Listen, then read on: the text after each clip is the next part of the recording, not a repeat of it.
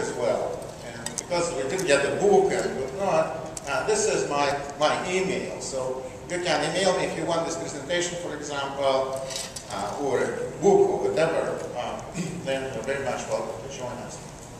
Well, my message is pretty simple, that Soviet Union was something too big to fail in this world that was Soviet Union.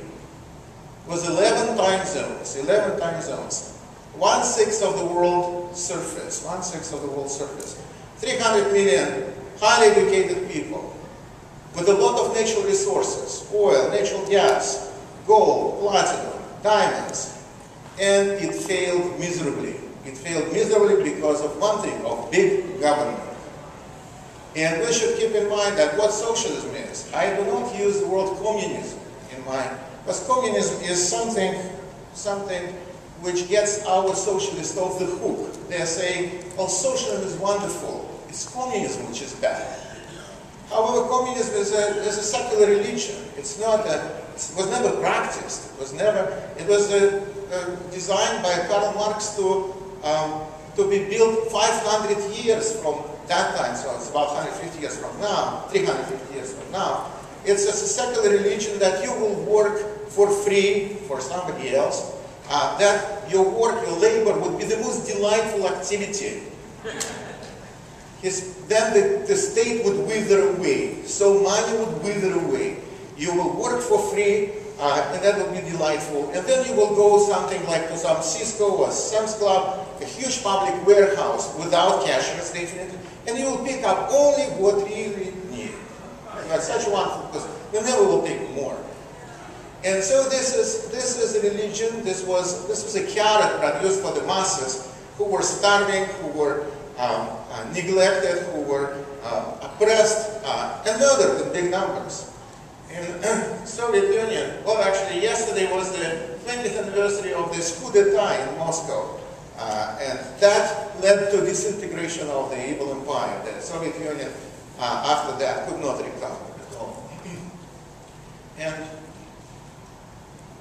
Mr. Gorbachev, we all the time working with him, we were wondering what's going on behind that birthmark he has.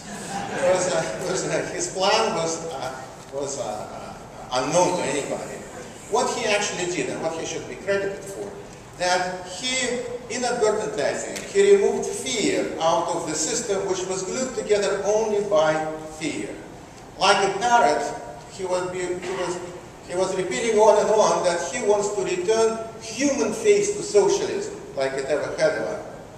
And so that there is some kind of a human face socialism, and then socialism will be so attractive that people all around the world will make a right socialist choice. And when he was talking to us like that, we're thinking what he's on. And what he did, he removed the fear. Yes, the good sign was that people thought nobody would be shot anymore. A joke of the day at that time in Moscow was that the CIA, it's kind of another form of post office, the CIA sent their best agent to Moscow to find out what's going on with perestroika, what's going on in Moscow. And this agent is going from butcher's shop and writing there on a little notebook, no meat, no meat. Going to the bakery, no bread. Going to the shoe store, no shoes. And then the KGB guy looking over his shoulder, he said, 10 years ago you would be shot for doing that. And he writes there, no bullets. And when people realized that there's no more bullets, then everybody stopped working. I had a secretary, a very nice young lady, a student of Moscow University, and once I noticed she is picking paper clips into her purse. I said, Lena, why you are stealing state property in such strange form, paper clips? And she said, Yuri, tell me, show me, what else can I take from this F office? Yes, that was her response. And I remember very well going back home thinking that society, that economy cannot survive long if the youngest and the brightest are going to work only to steal something.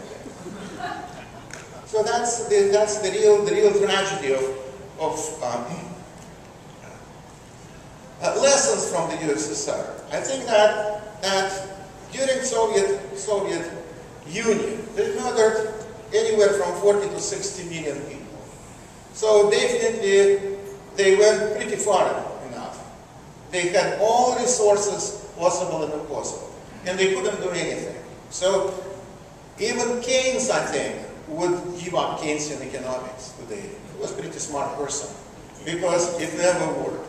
Socialism in no form, Marxist or Keynesian or Nazi type of socialism, would not work. It's not viable. It's not a viable system. Soviet Union was the perfect killer state. So from point of view of Solzhenitsyn or Rudy Rummel, who is a famous demographer in the University of Hawaii, he wrote a wonderful book. Those of you who are interested in that, the title of the book is Death by Government. He is just counting the victims of socialist governments. He came up with about 220 million people murdered by their own governments in the 20th century, just to prove that socialism would not work. So whether it's 43 million, that's the lowest, that KGB admitted that 43 million people were murdered on their premises. I remember the chairman of KGB, Mr. Krichkov, was on national TV. It was put as a policy of glasnost by Gorbachev there. And one caller called and he said, I think it was 43 million people who were murdered by an institution. And Mr. Krichkov said, well, I don't know for sure, but let's meet here in a week. And so next week, the whole country was glued to TV to find out how many millions of skeletons you have in your cupboard. And he came up. He said, well, 43 million, the number he said is about right, but it's preposterous to believe that all these people were murdered. Most of them died of natural causes. And we had a wonderful moderator. I was surprised that she was a courageous lady, and she said, well, if you don't feed people, if you don't clothe them in Siberia, then they tend to die of natural causes. Stalin used to say that death of one person is a tragedy. Death of a million is just statistic, nothing else. He also used to say that every problem has a man lurking behind. No man, no problem. As, for example, Commissar Yezhov, another mass murderer. He was murdered by Stalin, and sure enough, they removed him from all pictures. Photoshopped him. They created this deadly system of concentration camps, Gulag. For what reason? First, Soviet government was the government of intellectuals. Lenin knew 7 languages. Trotsky could write poetry in French. Almost everybody else either had a PhD or all a doctorate. So it was one of the most enlightened governments in the world. But by the logic of what they were trying to implement, they all turned into mass murderers and political serial killers. It's not because they're so bad from the very beginning, it's just you can never make it work because there's no incentive, and it's only crude force which could make people work under socialism. I'm working in the Library of Congress on a very interesting archives of Dmitry Volkogonov. Dmitry Volkogonov was a general in the Soviet Army, commander of the Soviet Institute for Military History, and member of the Central Committee of the party. And he was an atrocious propaganda liar. He was kind of like, I would say, like Paul Krugman of the United States. and what he, well, maybe got a follower, Frank Rich. So I would, if he would see him on TV, I would switch it off right away. But nobody could know that this person, who I thought is an imbecile propaganda hitman, that he installed a highly, I would say, illegal Xerox machine in the back room of his office and was making copies of everything going his way, all the most secret classified materials. And so when Soviet Union collapsed, he became national security advisor to Yeltsin, met the United States ambassador, and said that he had 46 boxes of this highly classified, for which he would be shot right away. And he wanted to move them to the Library of Congress. When our ambassador suggested that, how about CIA? He said, no, if CIA wants to, they can go to get a reader's card and read it there. And so now we have this treasure in the Library of Congress. It's handwritten memos by Lenin, by Stalin, by Gorbachev, by Brezhnev, by whomever else. And Lenin, for example, he's writing there, Dear Felix Dzerzhinsky, that was the chief executioner of Soviet Union, founder of KGB at VCK. And he said, Dear Felix, I'm telling Congress what to do, they don't listen. what if we will take 3 or 4 of these absent-minded comrades and shoot them publicly?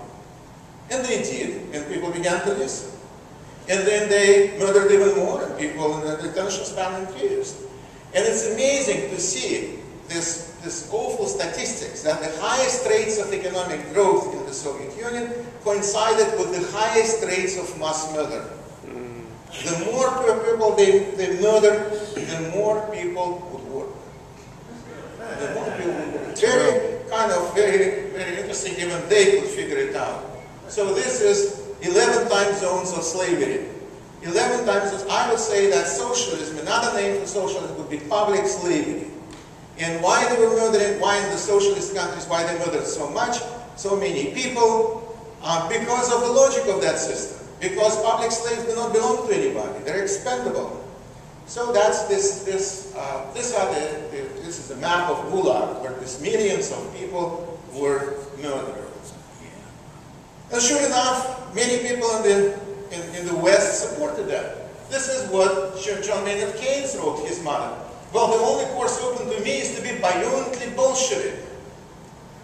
Well, he described what he's doing in that, but that's here.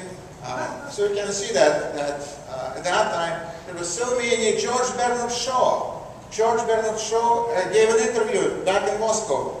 It's a documentary right now. Another great movie if you would like to watch it, called The Soviet Story. The Soviet Story is if you need especially to inoculate some younger person against socialist bug, then that's just one time you watch that video. Soviet Story. You can either buy or I think watch it for free on the internet. And there's an interview with George Bernard Shaw, and George Bernard Shaw is saying, well, you probably like myself know a lot of people who would hardly justify their existence. And I pray, dear comrade scientists, come up with some humane gas so we can put these people to sleep and do it humanely. And that was the great humanist, the great socialist George Bernard Shaw, pretty good playwright. So Keynes was in this field as well. So then nothing happened, nothing helped, however, and socialism fell apart. This is Vilnius, immediately after Lithuania, one of the Soviet republics, got its independence. I went there with my students. I didn't make another. On the other side of the same park, they had a monument to Stalin, and they had one entrepreneurial, speaking about, I think was Tom De Lorenzo talked about peeing on the stairs of the city hall, and entrepreneurial Lithuanian put a bridge over Stalin. And so people for about 50 cents US could go and do whatever they like on his place. So that's... well, another way to inoculate yourself against socialists is to go to Cuba. It's a little bit more expensive, but definitely more entertaining and actually more depressing.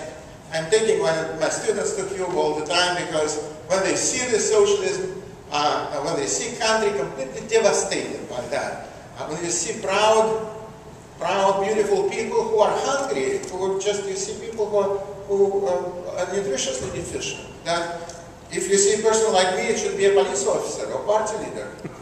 You can really fat people, they are all in power. The whole government is fat. And I don't know if you watched Michael Moore's Sicko. Michael Moore is a kind of a propaganda person here, which even in Kremlin people would not like so much. And so he showed this wonderful healthcare in Cuba. And one of my students, and I have a friend, Cuban friend, who was educated in Moscow, I would say brainwashed in Moscow, and now he is up there in the Cuban government. But I am inviting him to speak to my group usually. And one young lady from Wisconsin, she said, well, we see it's a disaster, but how about your healthcare? We heard it's the best healthcare in the world. And he said, sure, it's the best healthcare in the world, but it even can be better if we would have medicine, ambulances, hospitals. And sure enough, this is a picture of an ambulance. Oh my God. Cuban ambulance. So I would say that the best analysis of the failures of socialism was produced by Austrian School of Economics.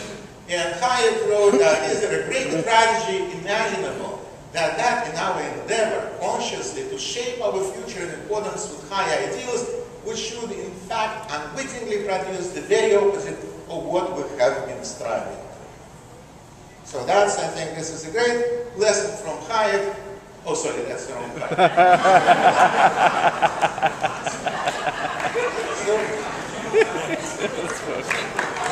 There's F.A. Hayek.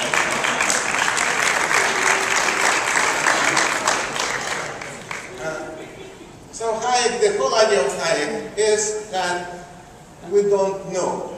This most important is informational field. That we cannot, even if we would be wonderful people, if we would be very benevolent, selfless, angels coming from heaven, then still we would not be able to do anything in economics because it's too sophisticated for us. It's too sophisticated. That's the problem. The major problem is knowledge from his point of view. The major problem from the point of view of Yuri Maltsev was property rights. Properties. And this is a lot of different philosophical aspects of that, which Austrian economists are still working on. For example, property rights and currency. And if you have debased currency, your property right is what? It's floating. I get them on there.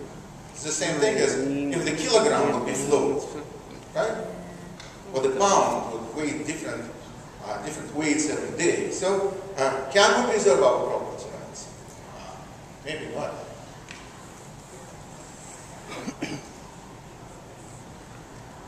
Yeah, so von Mises gained great Austrian economist in 1918, when the Soviet Union just emerged, and he already delivered the death sentence to socialism. In his essay, Economic Calculation of the Socialist Commonwealth, he wrote that it's not a viable system. It's a system without price signals. It's a simple system of orders. It's a system how to run the country like a huge prison. And he was absolutely right. And his point was that they will survive only if they will shoot enough people. Ludwig von Mises talked about two different patterns of socialism. One is Russian and another is Nazi type.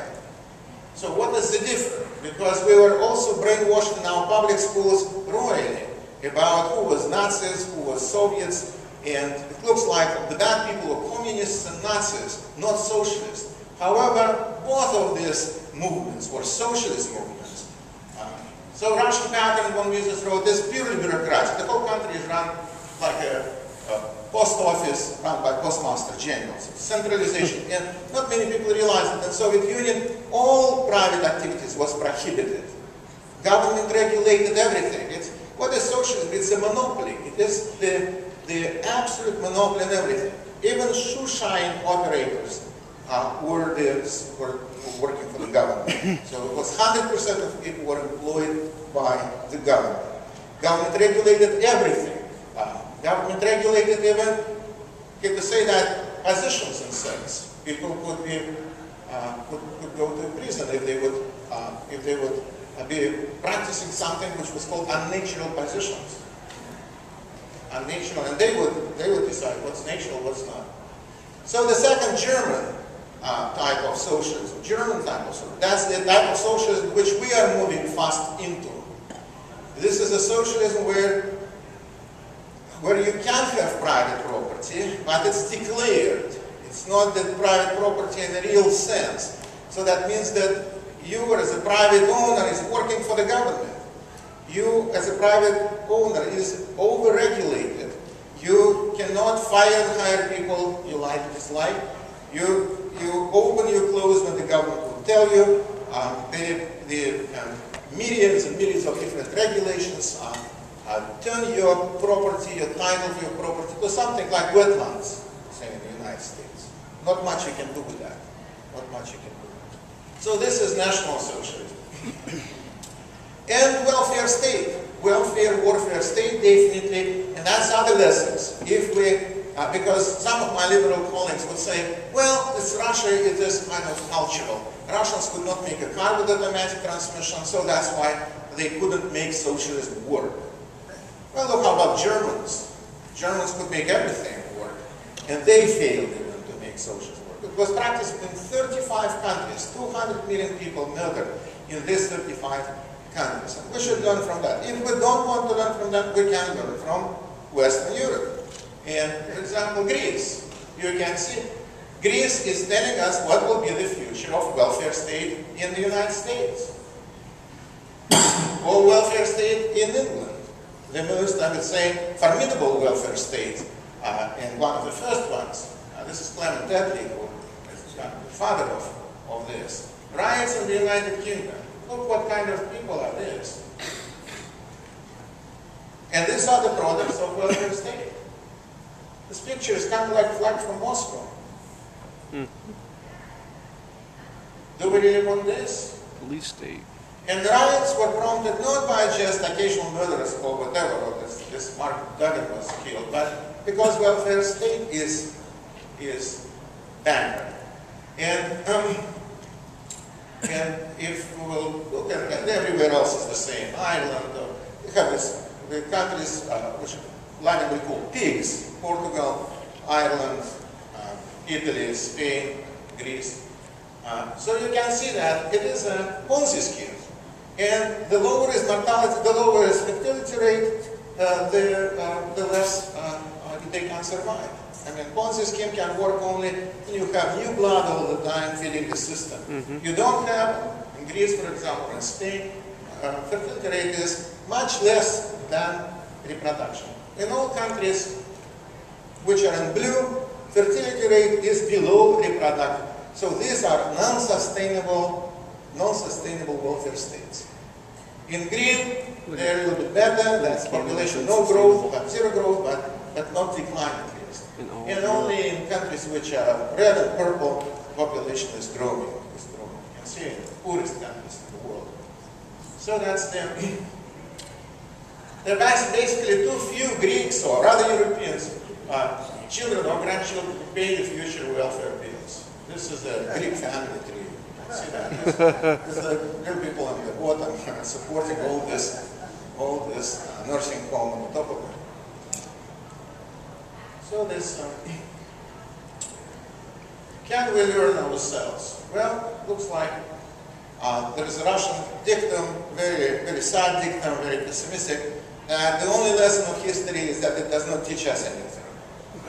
And it really looks like that. Because in the United States, we have a system called democracy. And democracy, as Hans Hoppe and other Austrian economists showed, I think, very interesting book, Democracy Book that failed, in which he is saying that democracy would lead to socialism, inevitably. When the number of tax eaters would outnumber taxpayers, then there will be no way back. And amazingly enough, this year is the year where our national debt is equal to our GDP, 100% of our GDP. That's the first, I would say, kind of the first great happening for this year. And the second, and I think of even more importance, is that the number of people who are not paying federal income tax reached 50% of so-called taxpayers.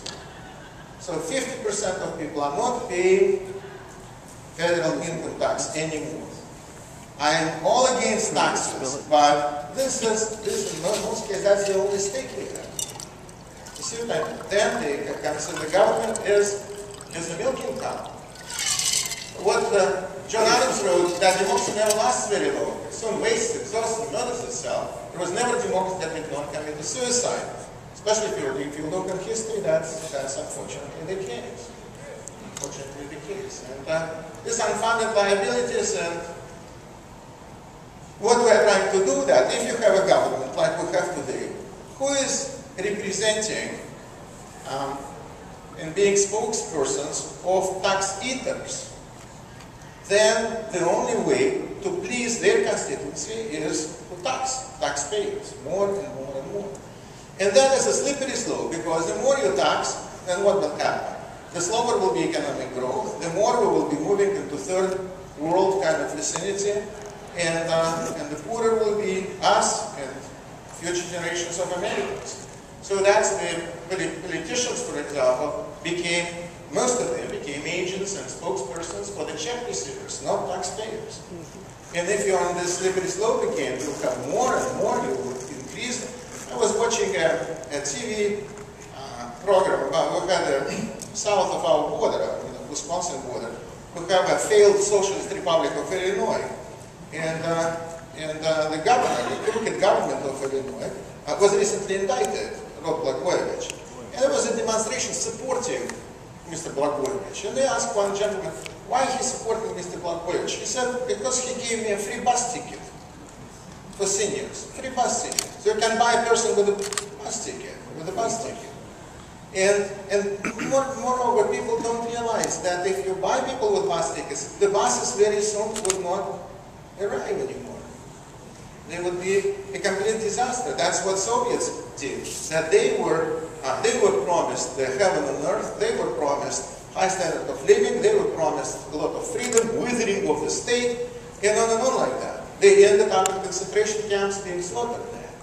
So that's I'm speaking a lot of tea parties. And was just last semester was on legal absence. We were teaching at the University of Dallas in Texas. Spoke at 23 tea parties in Texas. And in one of them in Sherman, Texas, a lot of people showed up. Looks like nothing else to do in Texas, even if you're not a tea party member. Just whomever else is coming to town, they just coming to listening. And so there was, sure enough, there was one lady, and she said, "You're like Sarah Palin." And I was thinking, why would I? She said, "You came here to scare us, And I said, "Yeah, I would be happy to scare you, real royally. I wish somebody would come to Russia in 1917 and scare that people. Or somebody would come to China in 1947, or Cuba in 1959, and scare that people.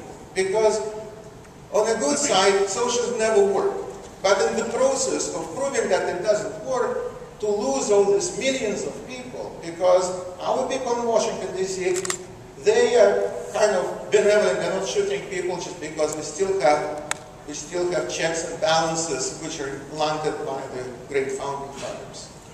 However, they are doing away with this step by step. They're restricting our freedom. They're increasing their freedom to do whatever they like with us. So that's the tax the rich. Already many rich people are paying over 50% of marginal tax rates, especially in the high tax states like Wisconsin, California. And then people usually modify their behavior. There's a field of study called psychological economics. Then people do something else. Then people do not display productive behavior, because what income taxes? Income taxes on production, on labor. It's a tax on work. And then if you tax it more, then you'll have less work. Top 1% of taxpayers already is paying almost 40% of taxes. That's more than twice, 18%. That's what the income is from the national income. But they're paying already 40%. So how much else they should pay? So this is the most, I would say. How about our national debt? The same thing. And I was recently talking to one, very interesting libertarian from the United Kingdom. He believed that national debt is good. That if we would be indebted like that, then the government would not have any discretionary income, but just to service national debt. So the government will be just a huge mortgage banker, and who would service our national debt. However, this is the most ridiculous statement, I would say. Because who will be paying that? There will be your children, your grandchildren, and foreigners. Why politicians are targeting these groups? Because none of these are paying for it. None of these are voting for them. So this is the most. Then you can borrow. Recently was a seminar in New York City. I would say that you should look it up in Financial Times. On 100 years maturity treasuries. Can you imagine? The treasury bonds would be with 100-year maturity, sponsored by the U.S. Department of Treasury. They say we didn't adopt it, whatever, but we're just exploring. So they're exploring the possibility of enslaving not only your children, but your grandchildren, your grand-grandchildren. So to spend today, to buy votes today, that's what the people do. So that's the one thing. Another thing is that our country is extremely divided, because if you have tax eaters and taxpayers, you have taxpayers feeding off taxpayers, then only at a certain point we will be facing class warfare. And already many people also do not understand why we would have high unemployment, why we would have economic crisis. I think because we have socialism. We already have socialism. It's not many people realize that. But look, the automobile industry, banking regulations, Sarbanes-Oxley, Dodd-Frank, they practically nationalized this. They introduced Nazi type of socialism into banking and financial services sector. Now the president and the Congress passed Obamacare Act. So nationalizing healthcare industry. Not many people realize that healthcare industry is the largest industry in the United States. Together with pharmaceutical industry and medical devices industry, it's about 20% of our gross domestic product. It's 20% of our economy, 20% of our economy. Even if we'll put aside how awful is government medicine, I came from a country which was the first to nationalize healthcare in 1918 already. Communists or socialists were providing free healthcare for all in the Soviet Union. To the point that the last days of Soviet Union, life expectancy was 56 for men and 66 for women. In today's Russia even, which is recovering from that awful disease they had, in today's Russia, 36% of all hospitals do not have either running water or sewer system or both. Can you imagine you go to the hospital and do a surgery, and before that the nurse is taking buckets of water from the well, and then after that you are going to the outhouse. So this is, and for what reason? Because the people were treated as slaves. I mean, who cares? And nobody's slaves. Who cares about them? They're expendable. So that's the socialized medicine. I was just speaking a couple of months ago for the American Federation of Physicians and Surgeons. They have their annual meeting in Omaha. Other speakers were all from Canada. Refugees from Canadian medical socialists. Most of them medical doctors, telling horror stories about that. Telling stories that how many people are dying on the waiting lists. There is absolutely no evidence. And if the excuse is that we will save for what? I mean, if we are the richest country in the world, then definitely healthcare is definitely a normal good. The richer you are, the more you want that. Okay? What else? Should we be like Russians that spend 16% of our income on booze, like they do? No, I think healthcare is the most legitimate expense. And the prices for healthcare are going up, also legitimately. How much would you spend on a hip replacement or bypass surgery in 1950? Nothing. You will save a lot. Right? There's no such thing. No such thing. How much would you spend on a lot of wonderful drugs that our pharmaceutical industry is producing? Definitely healthcare will be much cheaper if the government will be out. It's really, I mean, that it's an iron law of economics. The more government involvement, the higher will be prices. The higher will be prices. So, and besides that, can you imagine how impossible it will be to run the healthcare system? We have already so many headaches with unified school districts. We have public education, which degenerated in just very simple brainwashing. And to have the same system, can you imagine how to run it? The planning of it is, when I began to work for Gorbachev's government, then I was moved from the one system of healthcare in the Soviet Union for gray masses to the system for elite, for the hospital I went to for a medical checkup. They wanted to have inventory, what kind of new slave they bought for the government, so check up my healthcare at the beginning of my work. And I'm a week there. And I'm a week and I began to worry. Can you imagine doing tests for a week? And so I invited my doctor to go to a restaurant for a dinner. It was otherwise that's nice looking hospital. And the doctor, well at that time it was 25 years ago, and I had I didn't have this capitalist accumulations with 25 years younger. I think the doctor just misunderstood my intentions. And she was very glad and whatnot. But I just invited her to ask this question, what is happening with me? And she said, what do you mean? I said, well, I'm already a week in the hospital. She said, well, you're an economist, you should know planning indicators. I said, what kind of planning indicators do you have? She said, we have two. One is mortality rate. That means the hospital is good if people don't die there. And another is occupancy rate. Well, because if you don't have anybody there, nobody will die. Right? So they should be full. But they should be full with people who are not sick, because only sick people die.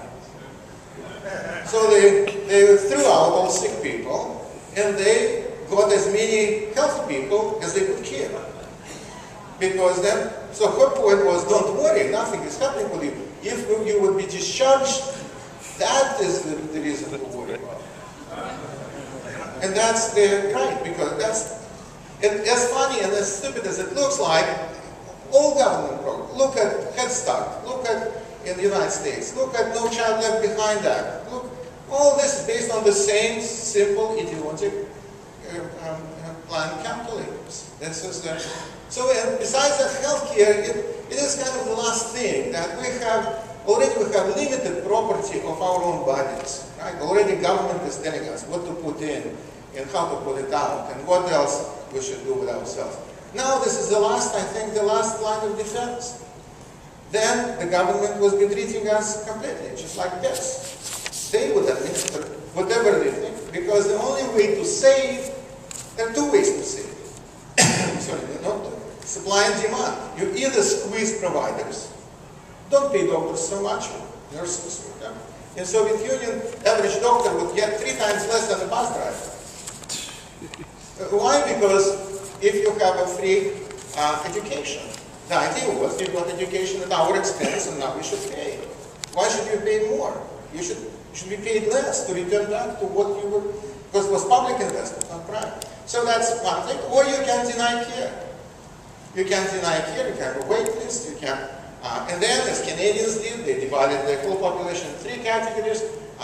One would be active taxpayers, all attention to them. Then will be kind of a border group over 60. And then over 65, there will be people who are expendable, just social parasites. If they die, you save on social security payments, on Medicare, and everything else. Why to keep them alive? So that's and that's not only in Canada. It's look at the United Kingdom, look at other Sweden, that's the last topic I would go just to cover.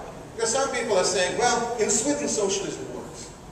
Swedish model is great. And this is again New York Times propaganda. I'm writing a book right now about Tea parties, and so I need to read a lot of garbage, New York Times, Washington Post. And this is really such an occupational hazard, because I think if you read that stuff every day, you'll have a permanent brain damage. And so I'm inflicting this on myself, trying to understand what they want us to think. And they are praising Swedish socialism. Sweden is not a socialist country. In most aspects, it's more free than us. Yep. They are privatizing their healthcare right now. They have free choice of schools. If you are not a registered pedophile, you can open a school. You can open a school, and then you will be paid according to the number of children that you have. It's not an ideal system. It's still much worse than private education. But still, you can open any school. You can open a Christian school, or Muslim school, a Jewish school, or whatever, any kind of school you desire. And that's what they do. They privatize. It's 96% the economy of Sweden is private. So that's not socialism. I remember back in the Soviet Union, my boss, who was the advisor to Gorbachev, his name is Abel Aganbegyan. He was the biggest economist in the world, we called him. He was bigger than the guys. 400 pounds, easy. And he used to say, even in presence of Mr. Gorbachev, that what we should do, we should build Swedish model in Soviet Union. And even Gorbachev, who was not smart otherwise, he said, Abel, well, we'll get all the Swedes to do it. And then I think he was pretty right, because Sweden is a very unique country. It's a very homogeneous country. It's all Lutherans. I think if mean, I know it's breaking rules of economics, but if somebody will work without incentives for a long time, that would be Lutherans. And they do this with them. They did, yes. Now they have incentives. So it's the lesson of all this is very simple. That socialism doesn't work. That the only source of prosperity is freedom. That was Adam Smith was telling us. Great Austrian economist was telling us. It's not natural resources, not anything else, not even high education or whatever. President Obama is telling us we should fight for our future, investing in infrastructure and on like that. And fighting with Japanese, with Chinese, with Germans, like there is not enough space and future for all of us. And definitely, the less government will have in education, less in our future, and the more prosperous, the more free we will be. Because I defected to the United States in 1989, and I'm too old to shop for another defection destination.